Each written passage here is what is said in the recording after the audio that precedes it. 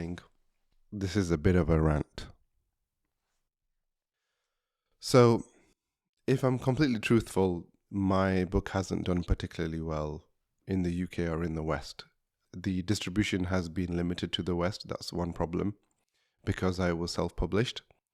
And that meant that logistically speaking, it was very difficult to get it out into more traditional Muslim countries like Pakistan, India, the Middle East, these kind of places. Just the unit economics of the whole thing make it very difficult to republish out there at a price point that would work for everybody else. And then there's the issues of piracy and things like that, which I'll come to in a bit. But having said all of that, the greatest demand for my book is coming from those places like Pakistan, Saudi Arabia, Dubai, these kind of places. When I speak to people in these places who keep begging me to get my book there and keep asking me why it's not there, and I keep having to tell them it's, logistical and economic issues, the biggest difference between Muslims out in the East, in the traditional Muslim countries, as compared to the West, is that they're actually hungry for this kind of a book, because it has a very spiritual approach to it. Like my whole approach to talking about entrepreneurship and talking about self-reliance, self-discovery, getting away from jobs of slavery and these kind of things, it's all from a spiritual perspective. And for one reason or another, that is not as appreciated in the West. A funny thing that I can tell you is, from what I've been told, my book became a bestseller in its particular category at a book fair in Bangladesh, of all places, and has been very well received, is very well respected. It's had a lot of demand in places like Pakistan as well. And people are hungry for that. But in the West, here in the UK, for example, my book's been featured at book fairs. It's barely been picked up. It's barely been looked at. I think it only really resonates with a very certain type of person. The demand for the kind of knowledge and the kind of Islamic learning that people want in this country is very different to what my book caters for. And really, the audience just isn't there in the West. It's not that the content isn't valuable. It's not that the content isn't useful.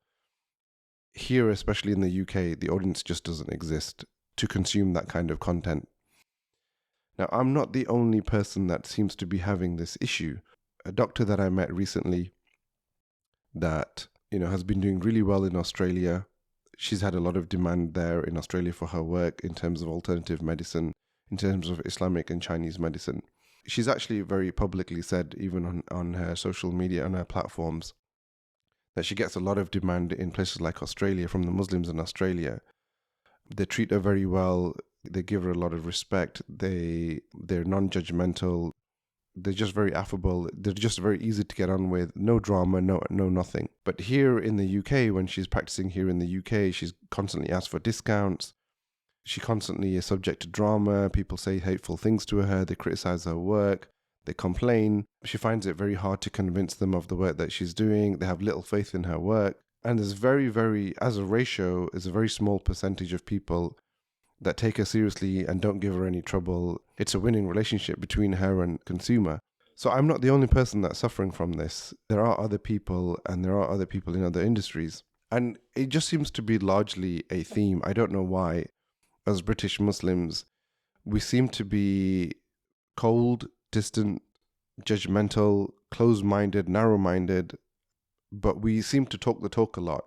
We seem to have remembered that we must forbid the evil and command the good. So we remember that bit. So we go around telling everybody else what they should and shouldn't do. But we seem to forget about ourselves, about what we should and shouldn't be doing.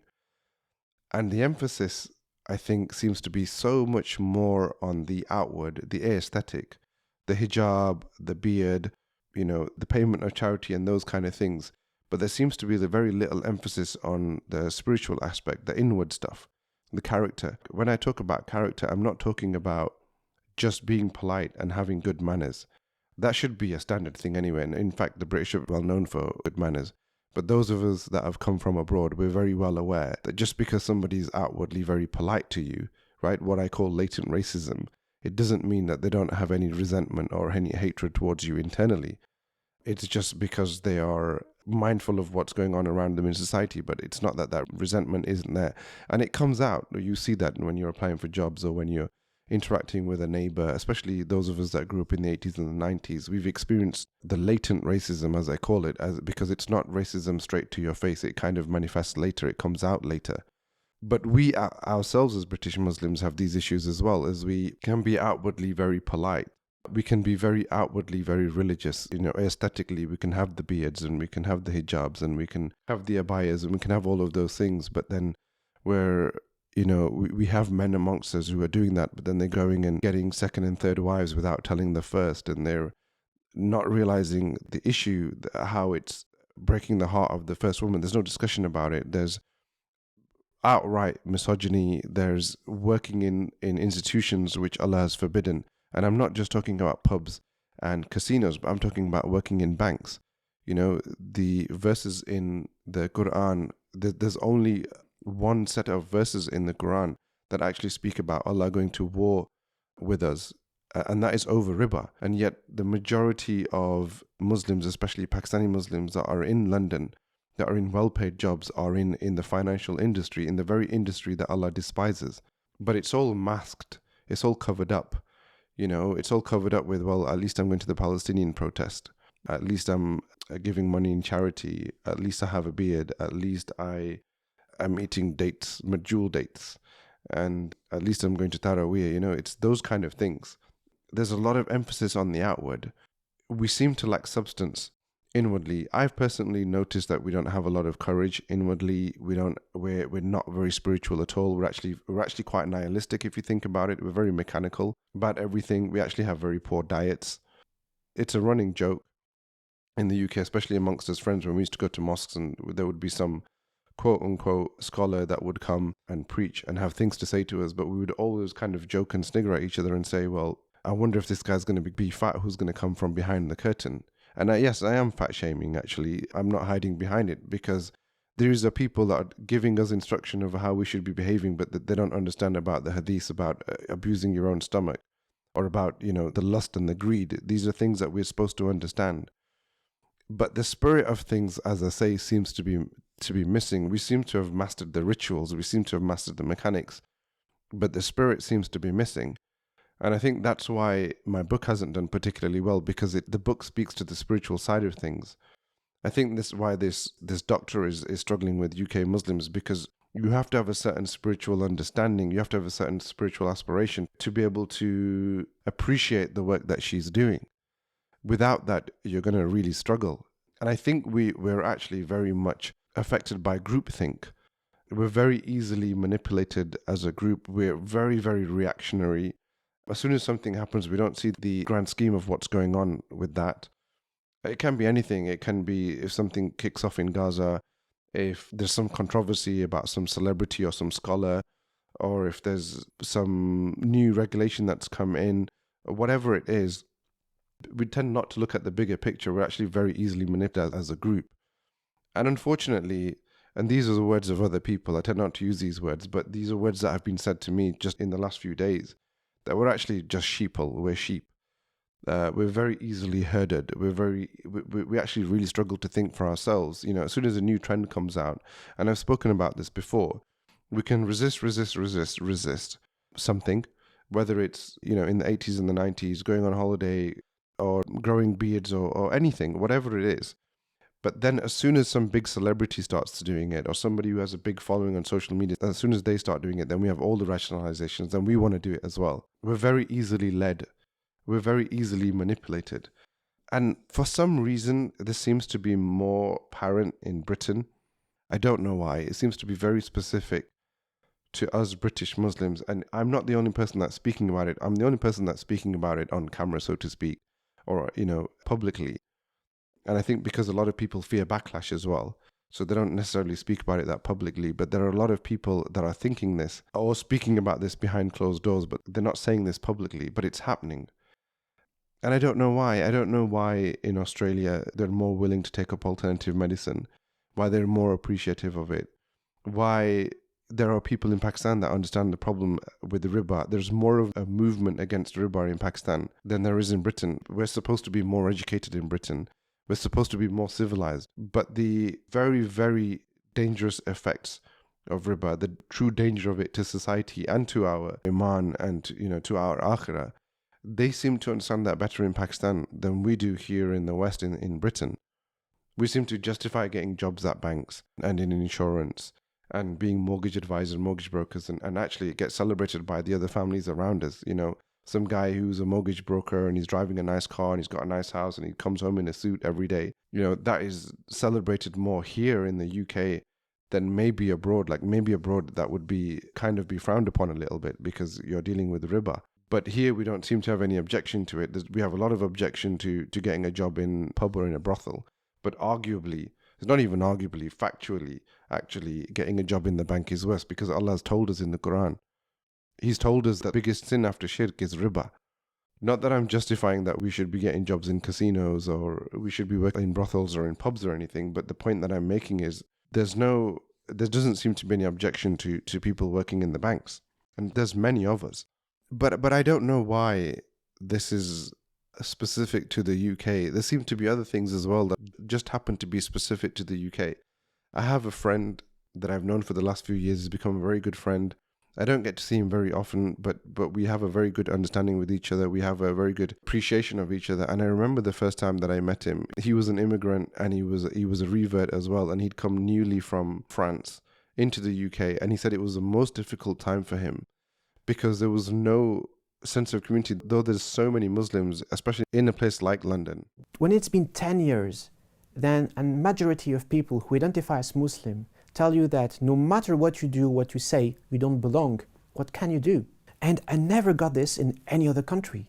France, Poland, the US, Turkey, even India or Pakistan. I never got this anywhere else but in England. And I've experienced this myself as well. I lived in London for 7 years and there was a lot of talk about community, but there was no real sense of it. I never felt I had anybody that I could really rely on if push ever came to shove. Even for basic things, if I needed a lift somewhere, if I had to take my wife to the hospital, or if my car broke down, or, whatever happened, or if I was in bad health and I was, stuck in bed or whatever, when it really mattered, I never really found that generally people, I never really found them to step up. Whereas actually up north, that's a little bit better. There's no real sense of community. There's no real sense of somebody asking somebody else, how are you doing today? And really having concern for the other, a genuine concern, which we're supposed to be doing as part of Islam. And this is part of the spiritual aspect of things. It really seems to be missing. That there's a lot of people, but there's no real community spirit. And that seems to be something that's very specific to the UK as well. There's more sense of community in places like Australia, in Pakistan. People check up on their neighbors. In places like Pakistan, even in places like, in places like Saudi, there's more respect for women, despite all of the rules that there have been that people complain about, things like women not being able to drive and these kind of things. There's more of an appreciation of women in these countries than there is here in the West. Women are actually treated a lot more like objects in the West than they are in these countries, even though they get criticized. And I'm not saying they're not without issue. Of course they are. But for some reason, these issues all seem to be very present in the UK. I don't know if it's the cold weather that makes us all very cold towards each other. I don't know if it's because there was a lot of money that was pumped into this country that came colonialist sources, a lot of mosques that were set up in this country, and a lot of the Islamic teachings that came to this country, they actually had, that was funding those texts that was designed to actually, break people away from their fitrah and break people away from their spirit. And it was designed to actually make what they learn very, very mechanical, quite nihilistic, basically. So maybe it's that, or maybe it's just because we had such a great need to survive when we got here that we didn't have anything else to think about. I do find that in other countries, especially like in the Middle East, because they're not immigrants necessarily in those countries, they've not had to kind of go through the trauma and the torture that a lot of people had to go through to get to the UK and to survive in the UK. The racism that we've had to put up with, feeling like the other, these kind of things. So it could be that. I generally find like a lot of the immigrants have gone to places like Australia, they've not gone there to survive necessarily, but they've gone there to thrive. As in, it's a second or third generation. So they're going in there with a different mindset and maybe with eyes are a bit more open. But there's also different ethnicities that have gone to those kind of countries, we are mostly, majority of the Muslims are from the Indian subcontinent here in the UK, and maybe there's a huge amount of cultural baggage that's also affecting things. But it's a problem. It's a big problem. There's no real bonding that's taking place between men, Muslim men in the UK, and I will speak about that separately at some point as well. There's no real spiritual appreciation of things or looking at things and going back to the inward. It maybe is starting to start as a movement right now. There's maybe a little flicker of it, but it's an issue. We really have problems. Granted, there are problems of their own in other countries. You'd be surprised to learn that, some company just came along and reprinted my book in the Bengali language without my consent, without my knowledge, and went and published that in Bangladesh, and I haven't seen a penny of that money. And so, places like Bangladesh, they have problems of their own. They've got corruption. We have corruption here in the UK. It's just not as apparent. It's more out in the open in a place like, in places like Pakistan and Bangladesh. But it's not that it's not taking place over here. It's just better math. But I don't know what it is. I don't know why we are devoid of the spiritual aspect of things. Why we are so much in our heads. Why our hearts are not as alive. Why we don't have that community spirit. I think some of the things that I've mentioned definitely contribute, but I don't know what ultimately has done this to us. I really don't. And I wish I knew. If you have any questions about the content or the subject matter, the things that I've discussed in this video, then please sign up to my Discord. The link is in the description below. It's a small app that you can use, very similar to how chat groups used to work before. You can be anywhere in the world and sign up for it. All you have to do is sign up via Patreon, which will then give you access to the Discord app. It is a like-minded community of other people that are talking about the same things, but we can just speak openly to each other. You might have some questions of your own, or you might have some insight of your own. Come and talk to me, come and talk to others. We can share ideas with each other, and we can grow as a community.